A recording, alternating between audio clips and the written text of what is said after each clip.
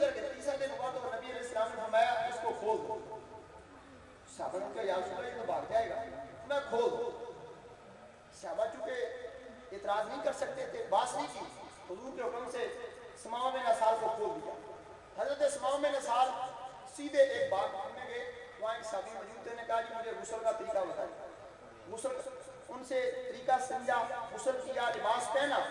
وہ حضور علیہ السلام وہاں سے باغ سے ہوتے ہوئے حضور کے پاس آئے اور آ کر کیا حضور اب میرا سینہ پاک ہو گیا، مجھے کلمہ پڑھا کے اپنا غلام بنا۔ سبحان اللہ، نعرہ تکبیر، نعرہ رسالت، علماء اہل سنت، کمال نگاہ مصطفیٰ۔ تو میرے محترم یہ تھا نظر سے تزکیہ کرنا، نظر سے۔ آج اسی حدیث کو بنیاد بنا کر ہم کہتے ہیں کہ جناب خواجہ صاحب نے، دادا صاحب نے نظر کی تو وہ بندہ مسلمان ہو گیا۔ یہ بنیادیں الحمدللہ تعالیٰ ہمارے پاس ہیں۔ تو یہ تزکیہ اپنے اندر کو روشن کرنا، اور قرآن کہتا ہے قد افلح من تزکیٰ، وہ بندہ کامیاب ہے جس نے اپنے اندر کو روشن کیا۔ آج ہمارے معاشرے میں ایک بگاڑ پیدا ہو چکا ہے، ہم سمجھتے ہیں جس کے پاس دولت زیادہ ہے وہ کامیاب ہے، جس کے پاس منصب زیادہ ہے وہ کامیاب ہے، جس کے پاس جناب اعلیٰ کوئی عہدہ ہے وہ کامیاب ہے۔ میرے محترم نہ وہ کامیاب نہیں ہے۔ قرآن یہ کہتا ہے قد افلح من تزکیٰ، کامیاب وہ ہے جس نے اپنے سینے کو روشن کر دیا۔ نعرہ تکبیر، اللہ اکبر، نعرہ رسالت، یا رسول اللہ، حضرت علامہ مولانا محمد ارشاد صاحب۔ تو میرے محترم نبی کریم علیہ السلام تزکیہ فرماتے تھے، اور اسی سنت مبارکہ کو حضور کے صحابہ نے جاری رکھا، تابعین نے جاری رکھا، اولیاء کرام نے جاری رکھا، اور آج تک یہ حضور کا عمل جاری و ساری ہے۔ حضرات گرامی، یہ بنیادی چیز ہے ایمان کے بعد اپنا تزکیہ کرنا، جس سے آج ہم لوگ بہت زیادہ دور جا چکے ہیں۔ ہمیں نہ قبر کی فکر ہے نہ آخرت کی فکر ہے۔ حضرات گرامی، نبی کریم علیہ السلام کے صحابہ جن کو جنت کی بشارت مل چکی تھی، حضرت عثمان کو حضور نے 2 دفعہ کہا تھا تم جنتی ہو۔ حضرت ابو ہریرہ کہتے ہیں کہ حضرت عثمان نے 2 مرتبہ حضور سے جنت کا سودا کیا تھا۔ ایک مرتبہ وہ کنواں خرید کر جنت کا سودا کیا، اور تبوک کے لشکر کو کھانا دے کر، سامان دے کر حضور سے جنت کا سودا کیا۔ وہ عثمان غنی اتنا قبر کے اور حشر کے ڈر سے اتنا روتے تھے کہ ان کے آنسوؤں سے نیچے والی زمین تر ہو جایا کرتی، جبکہ انہیں پتہ تھا ہم جنتی ہیں، لیکن پھر بھی اللہ سے ڈرتے تھے، بار بار اپنا تزکیہ کرتے تھے۔ اور آج ہم اتنے ہی اس عمل سے دور جا چکے ہیں۔ خصوصاً میرے نوجوان بھائی میری بات کو توجہ سے سنیں کہ یہ کوئی عقل مندی، دانش مندی نہیں ہے کہ ہم نہ نماز پڑھیں، نہ روزہ رکھیں، نہ زکات دیں۔ یہ کوئی عقل مندی نہیں، یہ بے وقوفانہ عمل ہے۔ ایک مولانا روم نے ایک بڑی پیاری مثال لکھی ہے۔ مولانا روم رحمۃ اللہ علیہ تعالیٰ فرماتے ہیں کہ ایک بادشاہ تھا،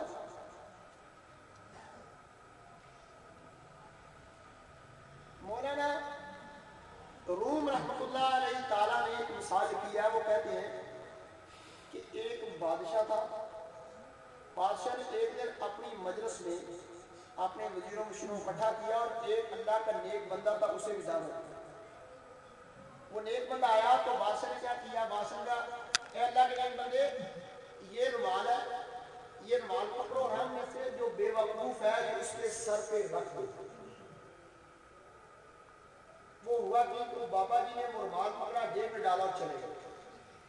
بادشاہ بڑا حیران ہوا کہ کیسا عجیب بزرگ ہے، میں کہہ رہا ہوں کہ جو بے وقوف اس کے سر پہ رکھو، یہ رومال لے کر خود ہی چلا گیا۔ چونکہ وہ بزرگ بادشاہ کی بزرگوں کا احترام کرتے تھے، گستاخ نہیں تھے۔ بادشاہ پوچھ رہا، کوئی اعتراض نہیں کیا۔ کئی سال گزر گئے، بادشاہ بیمار ہو گیا، موت کے قریب پہنچ گیا۔ اس بزرگ کو پتا چلا کہ بادشاہ بیمار ہو چکا ہے اور موت کے قریب ہے۔ وہی بابا جی بادشاہ کے پاس آئے اور آ کر کہنے لگے اے بادشاہ سلامت، آپ نے کئی سال پہلے مجھ سے ایک سوال کیا تھا کہ یہ رومال کسی بے وقوف کے سر پہ رکھو۔ آج میں اس سوال کا جواب دینے لیکن اس کے جواب سے پہلے ذرا میرا آپ سے سوال ہے، اے بادشاہ مجھے یہ بتاؤ کہ جب تم کسی علاقے میں جایا کرتے تھے تو وہاں پر کیا صورتحال ہوتی تھی؟ بادشاہ کہنے لگا جب میں کسی اور علاقے میں جایا کرتا تھا میرے لیے وہاں پر جناب اعلیٰ قلیم بچھائے جاتے تھے، صفائیاں ہو جاتی تھی، میری فوج میری عوام میرا استقبال کرتی تھی، میں نے جس گھر میں بیٹھنا ہوتا تھا اس کو سجا دیا جاتا تھا۔ درویش کہنے لگا واقعی ٹھیک ایسے کرتے ہو؟ کہنے لگا ہاں ایسے ہی تھا۔ نے کہا کہ اے بادشاہ ذرا غور کر کہ تو ان قریب دنیا سے چلا جائے گا اور تیرا دوسرا گھر قبر ہے، کیا تو نے وہ انتظام و انسان کر لیا ہے کہ تو اپنی بادشاہی میں کس علاقے میں جاتا تھا تیرے لیے وہ گلیاں بازار سجائے جاتے تھے، کیا تو نے ایسا انتظام کیا ہے کہ تیری قبر کو سجا دیا جائے، تیری قبر جاتے ہی روشن ہو جائے؟ وہ بادشاہ کہنے لگا افسوس کہ میں وہ نیک عمل نہیں کر سکتا۔ اس درویش نے وہی رومال نکالا اور بادشاہ کے سر پہ رکھ دیا، کہا یہ تیرے سوال کا جواب ہے۔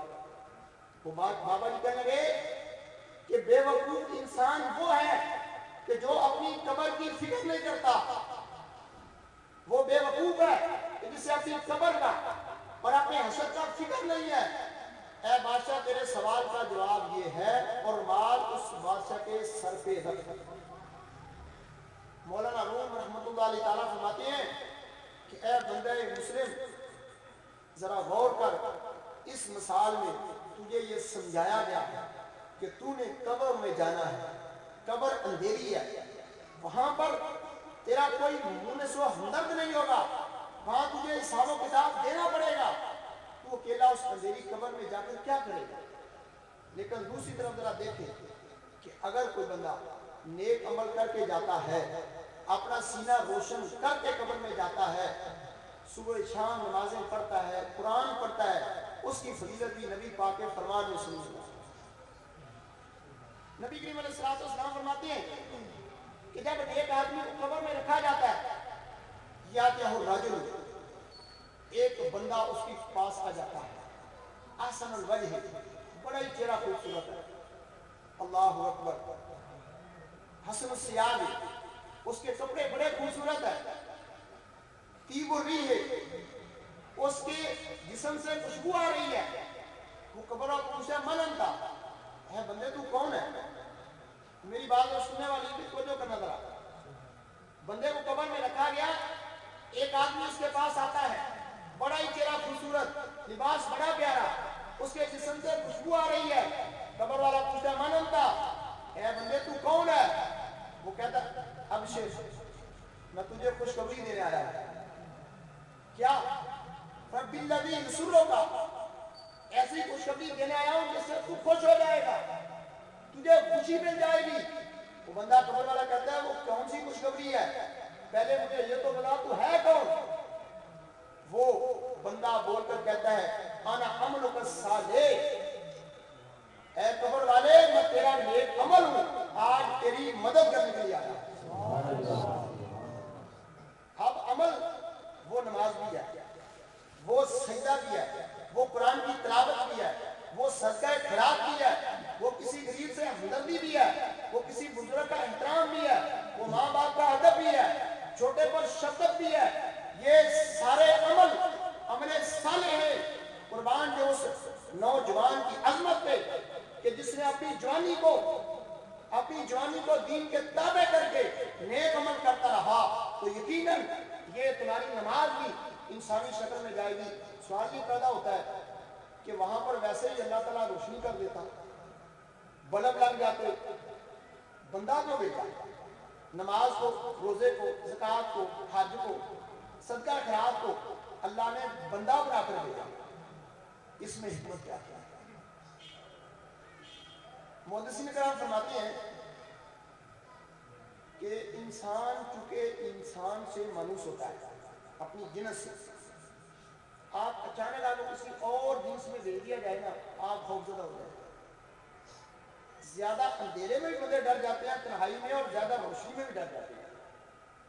اللہ رب العزت نے نماز کو، چونکہ نماز، روزہ، زکوٰۃ، حج، یہ ساری چیزیں غیر حصی ہے، حصی نہیں ہے، یہ جسم نہیں رکھتی، یہ عمل ہے، یہ سب عمل نور ہے۔ اللہ رب العزت نے ان اعمال کو انسانی شکل میں کیوں بھیجا؟ تو علماء نے لکھا ہے کہ ان کو بھیجنے کی وجہ یہ تھی کہ اگر وہاں پر کوئی اور مخلوق بھیجی جاتی تو ہو سکتا قبر والا ڈر جاتا کہ میری قبر میں کون آ گیا۔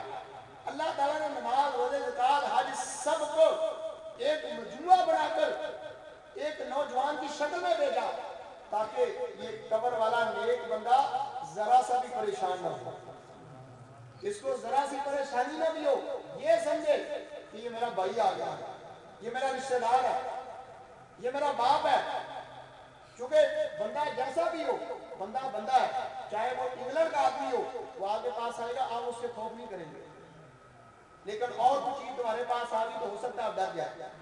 تو اللہ نے اپنے سالے کو ایک انسان کی شکل میں بھیج کر، اللہ رب العزت کو یہ بھی پسند نہیں تھا کہ میرا یہ نیک بندہ سردیوں میں وضو کر کے نماز پڑھتا تھا، گرمی کی تپش میں بھی سجدے کرتا تھا، یہ مصیبت پریشانی کے حال میں بھی اپنے مال کی زکات دیا کرتا تھا۔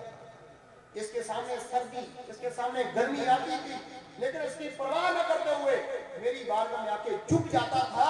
اللہ کو یہ بھی پسند نہیں تھا کہ میرا بندہ قبر میں تھوڑی دیر کے لیے بھی پریشان ہو۔ اس لیے ہمارے صالحہ کو ایک انسان، اور عام انسان نہیں ہے، وہ کالے رنگ کا نہیں ہے، کالے رنگ سے بھی لوگ ڈر جاتے ہیں۔ اللہ تعالیٰ نے سونی شکل میں اس نماز کو، اس سجدے کو ایک سونی شکل میں اللہ رب العزت نے اس نیک بندے کے پاس بھیج دیا۔ کاش کہ ہمارے پاس بھی ایسے ہو۔ آپ کی محفل کا، آپ کا یہاں آنا، یہ ثواب، یہ یقیناً ہمارے سالہ کی شکل میں تمہاری قبر میں آئے۔ دیکھیں رب کا کتنا کرم ہے، اگر ہم نیک عمل نہ کریں تو کتنی بڑی زیادتی ہے۔ حضرت مولانا روم نے ایک اور مثال دی ہے۔ مولانا روم رحمۃ اللہ تعالیٰ، یہ جو صوفیہ کرام تھے نا، یقیناً ان کی جو باتیں ہیں نا ان میں بڑا وزن اور بڑا وصل کرتے ہیں۔ مولانا روم نے ایک اور مثال دی ہے۔ وہ کہتے ہیں کہ ایک ملک میں یہ قانون تھا کہ 1 سال کے لیے حکومت ملتی تھی بادشاہ کو، اور سال کے بعد ان کا یہ رول تھا کہ ایک انہوں نے وہاں جنگل بنایا تھا، وہاں پر درندے، شیر، چیتے رکھے ہوئے، سال کے بعد اس بادشاہ کو پکڑتے تھے، وہاں پھینکا۔ اب کوئی بندہ بادشاہ بننے کے لیے تیار نہیں تھا۔ مجھے پتا تھا کہ 1 سال کے بعد میں نے ان درندوں کے پاس جانا ہے، یہ مجھے کھا جائیں گے۔ مولانا روم فرماتے ہیں کہ ایک بڑا سمجھدار آدمی اس نے کہا کہ مجھے بادشاہ بنا دیا، اس نے کہا مجھے بادشاہ بنا دیا، بادشاہ بن گیا۔ اب اس نے عوام کو نہیں بتایا، اس نے خفیہ طریقے سے کیا کیا کہ اپنی فوج کو لگا دیا کہ سائڈوں پر تو یہ جنگل رہنے دو، لیکن اس کے اندر سے جتنا یہ جنگل جو ملانا ہے یہ سارا ختم کر کے نا بیل بوٹے باغات بنا دو، محل بنا دو۔ ہوا یہ کہ سال کے اندر اندر بادشاہ نے اندر سے وہ سارے جنگل ختم کرا کے نا اندر رہائشیں بنا دی، مکان بنا دیے۔ لوگوں کو نہیں پتا چلا، لوگ اس انتظار میں تھے کہ جب سال آئے تو بادشاہ صاحب شیر کے پاس جائے گا، اور بادشاہ اس انتظار میں تھا کہ سال ختم ہو میں اس باغ میں چلا جاؤں۔ جب سال ہوا تو سال کے بعد لوگ اکٹھے ہو گئے، بادشاہ صاحب اب چلو جی اسی جنگل میں، بادشاہ میں جانے میں تیار ہے۔ جب بادشاہ عوام کے ساتھ وہاں گئے تو دیکھا وہاں پر محلات بنے، وہاں باغات بنے۔ اب بادشاہ کو خوف نہیں تھا۔ مولانا روم فرماتے ہیں کیا بندے محمد ذرا غور کر، یہ بادشاہ کے سامنے جو جنگل تھا درندوں کا، کہ تجھے سمجھایا گیا کہ یہ تیری قبر ہے، تو نے اپنی قبر میں جانا ہے، وہاں پر سانپ بچھو مختلف عذاب ہوں گے۔ اگر تجھے سمجھ آ گئی ہے تو اس مسائل کو سمجھ کر سامنے رکھتے ہوئے یوں سمجھ کہ وہ جنگل نہیں تھا، وہ بادشاہ کی قبر تھی، اور بادشاہ سمجھدار تھا، اس نے 1 سال کے اندر اندر اپنی اس قبر کا انتظام کر لیا۔ لوگ انتظار کر رہے تھے کہ